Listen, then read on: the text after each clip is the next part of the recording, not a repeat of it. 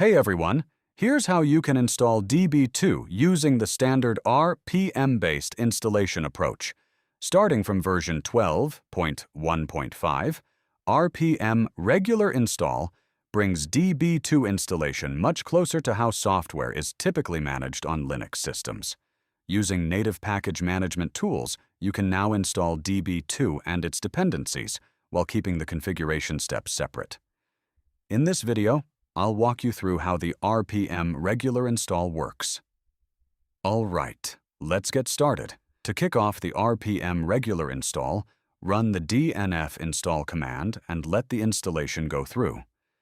The best part is, dependencies are taken care of automatically, so everything needed gets installed along the way.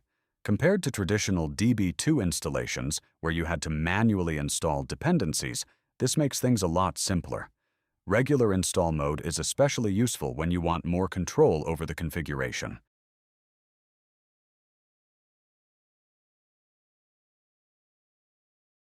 Once the installation completes, you can move on to creating the instance. After setting up the necessary users, you can now run the db2 icrt command with the required parameters. Once the instance is created, just go ahead and start it up. And that's it. You're all set to start using Db2.